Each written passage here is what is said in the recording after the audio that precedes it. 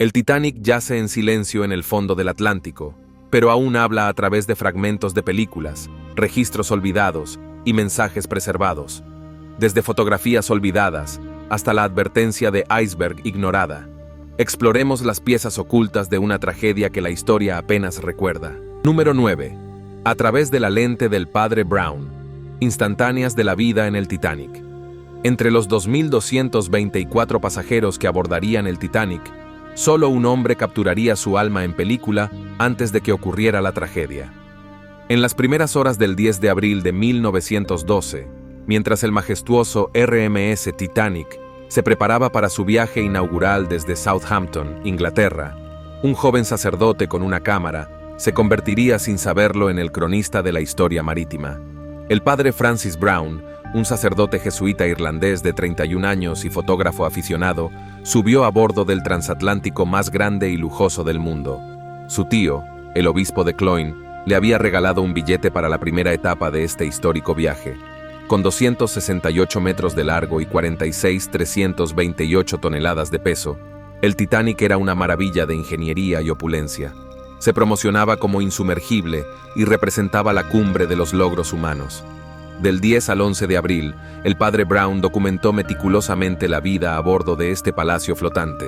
Sus fotografías capturaron diversos aspectos de las operaciones del barco y la vida cotidiana, desde la carga de baúles y sacas de correo en el puerto hasta la bulliciosa cubierta de paseo cuando el barco pasó por el RMSP Tagus portugués. Su lente capturó escenas memorables de comercio, como una mujer vendiendo encaje irlandés a bordo del barco y momentos íntimos de ocio como el del joven Doug Spedden, un niño superviviente del Titanic, jugando en cubierta. Las fotografías también documentaron las impresionantes comodidades del barco, el gimnasio bien equipado, el elegante comedor de primera clase, la refinada sala de lectura y escritura y el propio camarote de primera clase del padre Brown. De particular importancia histórica fue su fotografía del operador de radio Harold Bride trabajando en la sala Marconi, una de las pocas imágenes que muestran el centro de comunicaciones crucial del barco. La colección ofrece una visión íntima de todos los aspectos de la vida a bordo, desde las lujosas áreas de primera clase hasta los cuartos más modestos de los pasajeros de tercera clase. Durante el viaje, una pareja estadounidense adinerada le ofreció a Brown un boleto de primera clase para continuar hasta Nueva York. Sin embargo, el 11 de abril, cuando pidió permiso a sus superiores jesuitas, recibió un telegrama firme que le ordenaba regresar a sus funciones en Dublín y desembarcar en Queenstown, Irlanda. Siguiendo estas órdenes, abandonó el Titanic a la 1:30 de la tarde del 11 de abril, cuando el barco ancló en Queenstown para su último puerto de escala antes de embarcarse en su travesía transatlántica. Esta directiva, sin saberlo, no solo salvaría su vida, sino que también preservaría sus invaluables fotografías, el único registro visual que sobreviviría al desastre, ofreciendo a las generaciones futuras su única visión de la vida a bordo del Titanic antes de que ocurriera la tragedia. El 14 de abril, solo 3 días después de la partida del padre Brown, el Titanic chocó contra un iceberg y se hundió en las frías aguas del Atlántico Norte, cobrándose más de 1.500 vidas. Sus fotografías, tomadas inicialmente como simples recuerdos de viaje, se convirtieron en el único registro visual sobreviviente de la vida a bordo del transatlántico condenado. 3 días después de la última fotografía del padre Brown de la grandeza del Titanic, una adolescente documentaría lo que quedaba de ese sueño. Número 8. El viaje en el Titanic de Bernice Palmer, que nunca se vio. El Carpathia era un barco de vapor de pasajeros de Cunard Line, destinado a hacerse famoso como el barco de rescate del Titanic. Entre sus pasajeros se encontraba una chica de 17 años que agarraba su nueva cámara Kodak Brownie, un regalo reciente recibido por Navidad. Bernice "Bernie" Palmer, una joven canadiense, pronto se convertiría en una cronista improbable de la mayor tragedia de la historia marítima. En abril de 1912, Bernie y su madre se embarcaron en lo que se suponía que sería un crucero tranquilo por el Mediterráneo a bordo del Carpathia.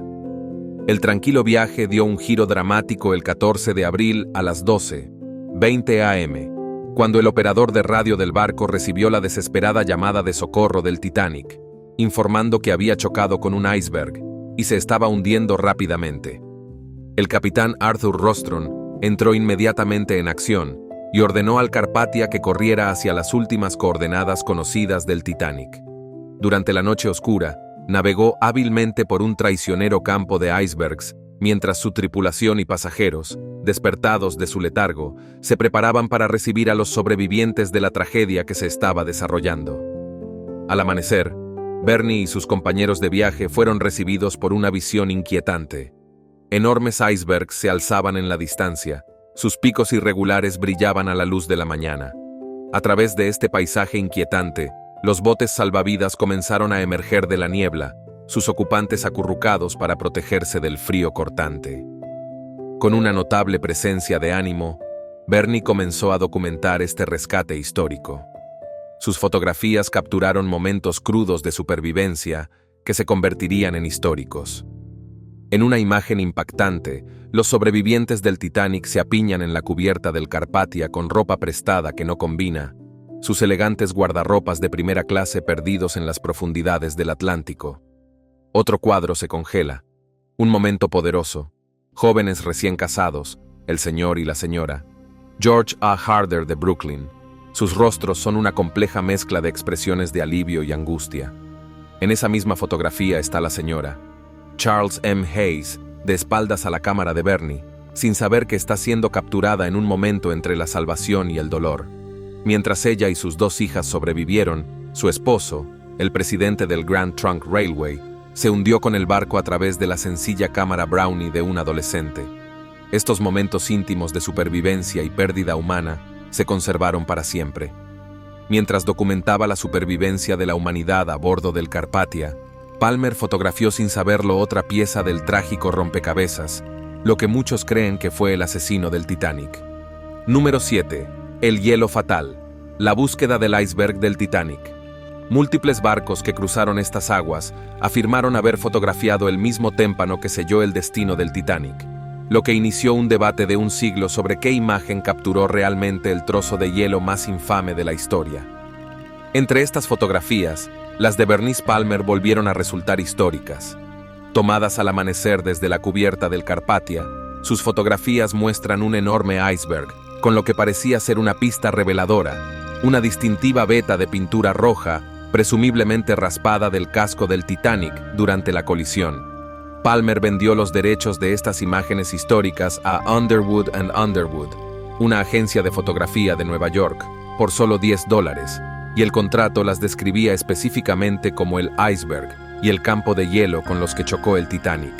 Pero las de Palmer no fueron las únicas fotografías que afirmaban mostrar el témpano mortal. El capitán W.F. El 12 de abril, 2 días antes del desastre, Wood, del Etonian, había fotografiado un imponente iceberg. Su posición documentada situaba este iceberg casi exactamente en el lugar donde el Titanic encontraría su destino 40 horas después. Una coincidencia escalofriante que más tarde convertiría sus fotografías en una de las pruebas más examinadas de la historia marítima. La tripulación del SS Burma capturó sus propias fotografías, al igual que el capitán de Carteret, de la miniatura, cuyas imágenes también mostraban una sospechosa raya roja a lo largo del hielo. Quizás la más intrigante sea la fotografía tomada a bordo del vapor Príncipe Adalbert en la mañana del 15 de abril. El camarero del barco que capturó la imagen observó pintura roja visible en la superficie del iceberg. Esta fotografía colgaría más tarde durante décadas en las oficinas del bufete de abogados que representa a la White Star Line, los propietarios del Titanic, y acabaría vendiéndose en una subasta por miles de libras. El investigador del hielo Steve Bruneau explica que durante una colisión, la superficie de un iceberg se comporta como una roca, lo que hace perfectamente posible que la pintura del barco se incruste en el hielo. Esa pintura podía permanecer visible durante días, siempre que se mantuviera por encima del agua y las temperaturas se mantuvieran frías. Sin embargo, con casi 400 icebergs registrados cruzando el paralelo 48 ese abril y la constante deriva hacia el sur de estos gigantes congelados, se identificó definitivamente el iceberg del Titanic. ¿Hay alguien ahí? Sí. ¿Qué ves? Iceberg justo delante. Gracias. Sigue siendo uno de los misterios más duraderos de la historia marítima. Los icebergs que rondaban esas aguas en 1912 se han derretido hace mucho tiempo, pero 2,5 millas más abajo quedaban piezas tangibles de esa fatídica noche. Número 6. Eleva al gigante. La historia del gran trozo del Titanic. En las oscuras profundidades donde descansa el Titanic, un artefacto se destacaba entre los innumerables otros.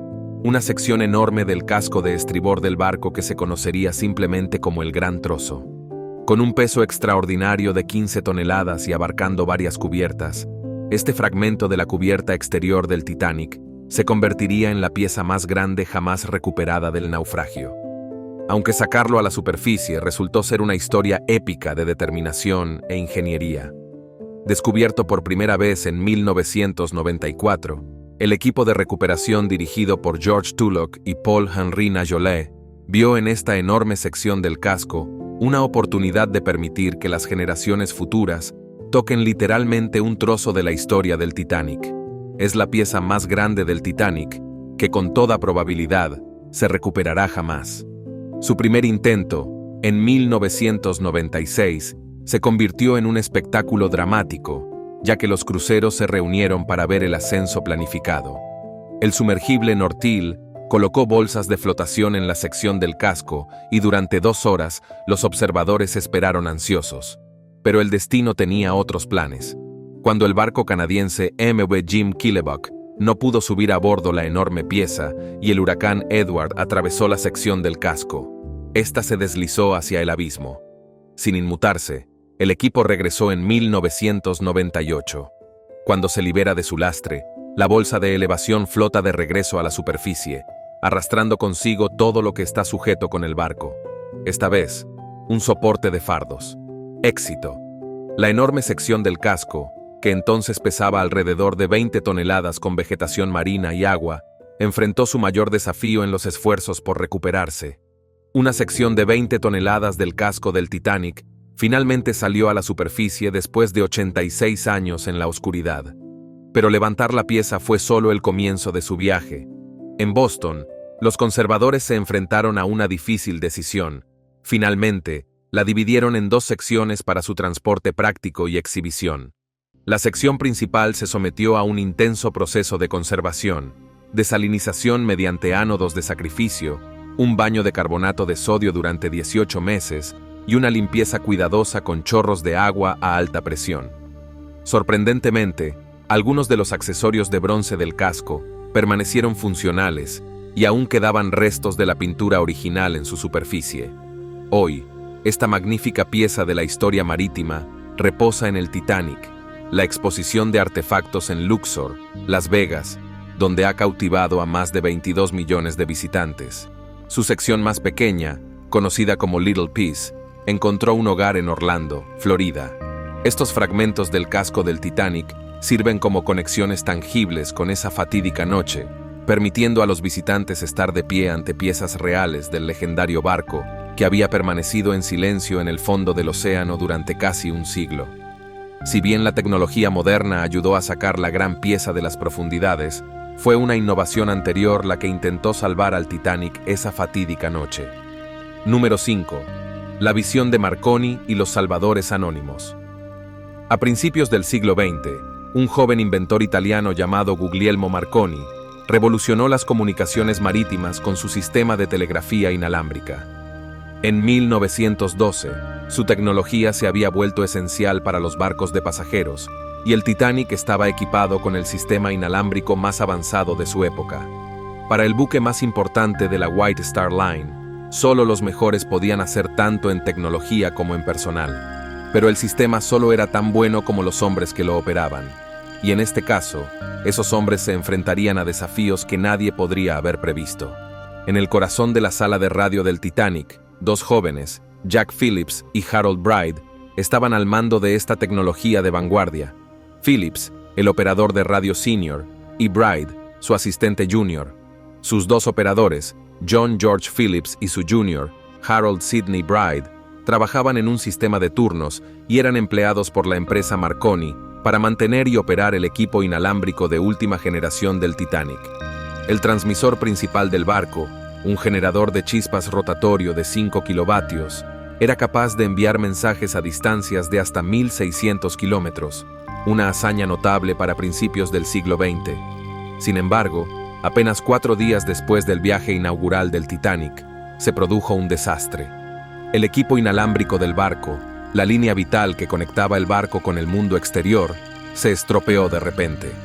En ese momento, los estrictos protocolos dictaban que solo los técnicos autorizados de Marconi estaban autorizados para reparar el equipo y los operadores tenían prohibido intentar realizar reparaciones por sí mismos. Ante la creciente acumulación de mensajes de los pasajeros y la amenaza inminente de quedar totalmente cortados de la comunicación, Phillips y Bright tomaron una decisión fatídica. Arriesgando sus trabajos y su reputación, se pusieron a trabajar para reparar el equipo dañado, trabajando durante horas para restablecer el vínculo vital entre el Titanic y el resto del mundo. Sus esfuerzos dieron sus frutos, y la sala de radio pronto volvió a estar llena de actividad. Phillips y Bright trabajaron incansablemente, a menudo renunciando al sueño y a las comidas para enviar y recibir mensajes de los pasajeros, otros barcos y estaciones costeras. Su dedicación pronto se pondría a prueba. En la noche del 14 de abril, mientras el Titanic navegaba por las gélidas aguas del Atlántico Norte, Phillips y Bright recibieron una serie de advertencias cada vez más urgentes sobre el hielo de los barcos cercanos. Sin embargo, con la sala de radio abrumada por los mensajes de los pasajeros y los operadores luchando por satisfacer la demanda, muchas de estas advertencias críticas no fueron atendidas.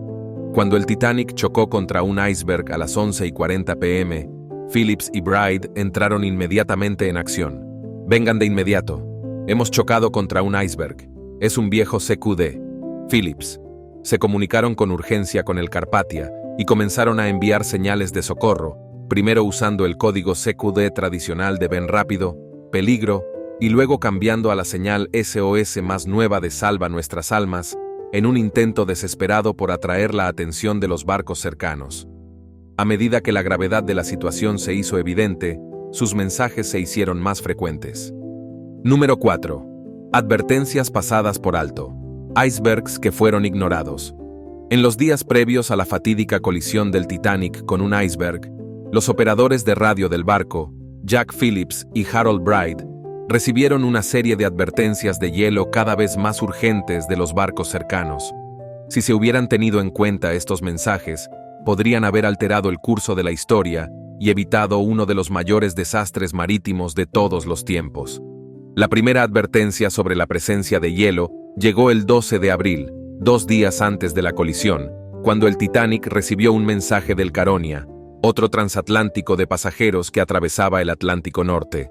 El mensaje decía: icebergs, gruñidores y campos de hielo en latitud 42 grados norte a 49 grados norte, longitud 49 grados oeste a 51 grados oeste.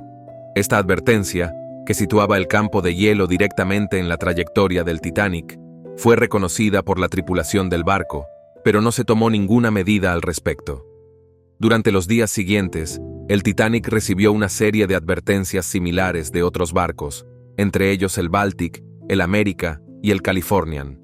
Estos mensajes, enviados por telegrafía inalámbrica, pintaron un panorama cada vez más alarmante de las condiciones del hielo en el Atlántico Norte y el peligro potencial que representaban para el Titanic y sus pasajeros.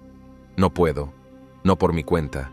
Sin embargo, debido a una combinación de factores, entre ellos la falta de un canal de comunicación de emergencia claro, la priorización de los mensajes a los pasajeros sobre las advertencias de seguridad y el exceso de confianza de la tripulación del barco.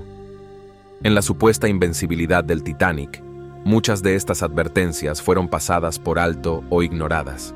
En la noche del 14 de abril, apenas horas antes de la colisión, el Titanic recibió una advertencia particularmente terrible del Mesaba, un barco de vapor que recientemente se había topado con un gran campo de icebergs. El mensaje, enviado a las 7:30 p.m. decía: latitud 42 grados norte a 41 grados 25 minutos norte, longitud 49 grados oeste a 50 grados 30 minutos oeste. Se vio una gran cantidad de hielo y una gran cantidad de icebergs de gran tamaño. También un campo de hielo. Este mensaje, que situaba el campo de hielo directamente en la trayectoria del Titanic, y advertía de la presencia de numerosos icebergs de gran tamaño, nunca fue entregado al puente del barco. En cambio, se dejó en la sala de radio, donde Bride lo descubrió solo después de que se hubiera producido la colisión. Aunque las advertencias de radio no fueron escuchadas bajo cubierta, un descuido aún más simple sellaría el destino del Titanic.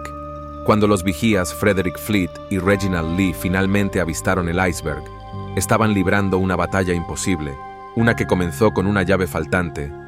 Número 3. Los binoculares faltantes y el barco que no podía ver. En la oscuridad total del Atlántico, los vigías del Titanic forzaron sus ojos desnudos contra la oscuridad, buscando desesperadamente cualquier indicio de peligro en su camino.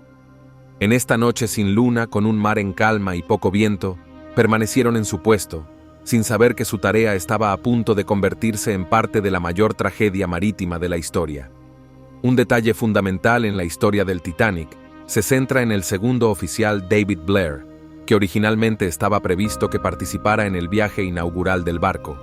Sin embargo, cuando la White Star Line decidió nombrar a Henry Wilde como primer oficial, esto provocó una reorganización de los oficiales. William Murdoch fue degradado de jefe a primer oficial, Charles Leiter de primer a segundo oficial y David Blair fue eliminado de la tripulación por completo. En su apresurada partida, Blair se llevó accidentalmente consigo una pequeña pero crucial llave del armario del Nido del Cuervo que contenía los binoculares del vigía. La llave de latón, de unos 10 centímetros de largo, se convertiría más tarde en un símbolo conmovedor del desastre. Blair la conservó como recuerdo personal, sin saber su importancia hasta mucho después. En 2007, la llave se vendió en una subasta por 90 libras. La llave estaba unida a una etiqueta de latón con la inscripción Crow's Nest Telephone Titanic. No se trataba de simples accesorios náuticos. Los binoculares, con sus potentes lentes y su amplio campo de visión, eran herramientas esenciales para detectar los peligros en el mar. Sin binoculares, los vigías quedaron indefensos ante los peligros del océano. Esa noche, el SS Californian estaba cerca del Titanic. Su tripulación vio los cohetes de socorro, pero una serie de errores fatales se desarrolló. El operador de radio del Californian, Cyril Evans, advirtió al Titanic sobre el hielo. Jack Phillips, del Titanic, respondió bruscamente: «Cállate, estoy ocupado». Evans apagó su radio poco después, horas antes de las llamadas de auxilio del Titanic. La tragedia se agravó con cada hora que pasaba. El capitán Stanley Lord del Californian, detenido en un campo de hielo, ignoró informes de luces y cohetes misteriosos. Desestimó las advertencias de sus oficiales sobre cohetes blancos y un gran barco cercano, ordenando solo intentos inútiles de comunicación por lámpara Morse. Mientras 8 cohetes de socorro iluminaban el cielo, Lord permaneció inactivo, convencido de que no había emergencia. Al amanecer, la tripulación del Californian supo que el Titanic se había hundido a pocas millas de distancia horas antes. Número 2. Los tesoros perdidos del Titanic. Artefactos que hablan desde el abismo. Cada hallazgo del lugar de descanso final del Titanic contribuye a su historia, pero su verdadero legado reside en el tesoro escondido debajo. En el fondo del océano, a unos 12.500 pies bajo la superficie del Atlántico Norte, se encuentra un tesoro de artefactos que cuentan la historia del desafortunado viaje del Titanic. Desde las pertenencias personales de los pasajeros y la tripulación hasta el propio equipo y accesorios del barco, estos objetos proporcionan una conexión conmovedora y tangible con las personas y los eventos de esa trágica noche. Desde el descubrimiento del naufragio en 1985, se han organizado numerosas expediciones para explorar y documentar el lugar de descanso final del Titanic. Utilizando tecnología submarina avanzada, incluidos vehículos operados a distancia, ROV y sumergibles tripulados, los investigadores han podido recuperar una amplia gama de artefactos de los campos de escombros que rodean el barco. Entre los artefactos más evocadores y cargados de emoción, se encuentran las pertenencias personales de los pasajeros y la tripulación del Titanic. Desde joyas y relojes hasta ropa y artículos de tocador, estos artículos ofrecen una visión de las vidas y personalidades de quienes abordaron el barco con tantas esperanzas y conocieron tales atracciones. Trágico final entre los tesoros del océano, una pequeña Biblia encuadernada en cuero emergió de los restos del naufragio. Sus páginas susurraban historias del reverendo Robert Bateman, un pasajero de segunda clase que pereció en el naufragio. El libro, cuyo texto aún es claro a pesar de décadas bajo las olas, habla de una fe profunda y del espíritu humano frente a una adversidad inimaginable. La vajilla y la cubertería recuperadas del barco cuentan sus propias historias inquietantes. Cada plato delicado y cada utensilio ornamentado que lleva el emblema de la línea White Star captura la esencia de una edad dorada. Estos fragmentos de lujo pintan vívidos retratos del gran palacio flotante y del mundo privilegiado de sus pasajeros de primera clase, ahora congelados para siempre en el tiempo bajo el Atlántico. En los últimos años, las nuevas tecnologías y las técnicas de exploración avanzadas han permitido a los investigadores descubrir aún más tesoros en el lugar del naufragio del Titanic. En 2010, un equipo de científicos que utilizó un equipo de imágenes 3D de alta resolución descubrió una serie de artefactos nunca antes vistos, entre ellos una maleta de cuero, un lavabo de mármol de una cabina de primera clase y una bandeja de plata para servir. Estos artefactos recién descubiertos, junto con los innumerables otros que se han recuperado a lo largo de los años, ayudan a reconstruir una comprensión más completa y matizada del legado del Titanic. Ofrecen una conexión tangible con las personas y las historias que se han arraigado tan profundamente en nuestra conciencia colectiva y sirven como un poderoso recordatorio de la fragilidad de la vida humana frente al asombroso poder de la naturaleza. Número 1. Mapeando la tragedia. Nuevas tecnologías revelan los secretos del Titanic. En las profundidades del Atlántico Norte, a unas 370 millas de la costa de Terranova, el RMS Titanic descansa en una tumba acuática. Sus cubiertas y camarotes, una vez magníficos, ahora son un inquietante museo submarino. Durante décadas, los detalles precisos del hundimiento del barco y la extensión total de los restos permanecieron en gran parte desconocidos, los secretos de sus momentos finales ocultos bajo capas de cieno y escombros. Sin embargo, los recientes avances en las tecnologías de exploración y cartografía de aguas profundas han permitido a los investigadores crear reconstrucciones en 3D increíblemente detalladas de los restos del Titanic, ofreciendo información sin precedentes sobre el lugar de descanso final del barco y los eventos que se desarrollaron durante su trágico naufragio. Uno de los avances más significativos en este sentido ha sido el desarrollo de imágenes de sonar de alta resolución y equipos de escaneo láser submarino. Estas herramientas de vanguardia, desplegadas por ROV y sumergibles tripulados, han permitido a los científicos crear mapas increíblemente precisos y detallados del lugar del naufragio del Titanic, revelando características y artefactos nunca antes vistos. Para realizar un estudio arqueológico dentro del naufragio, revela y documenta espacios en el Titanic. En 2010, un equipo de investigadores de la institución oceanográfica Woods Hole y del RMS Titanic realizó un estudio exhaustivo de los restos del naufragio, utilizando tecnología de última generación de sonares y de imágenes en 3D. Las imágenes resultantes, compiladas a partir de más de 130 fotografías de alta resolución y escaneos de sonar, ofrecen una vista impresionante de los restos del barco, desde la icónica sección de proa hasta el campo de escombros dispersos que abarca más de 15 millas cuadradas del fondo del océano. Estas reconstrucciones en 3D han arrojado nueva luz sobre la magnitud de los daños sufridos por el Titanic durante su colisión con el iceberg y su posterior hundimiento.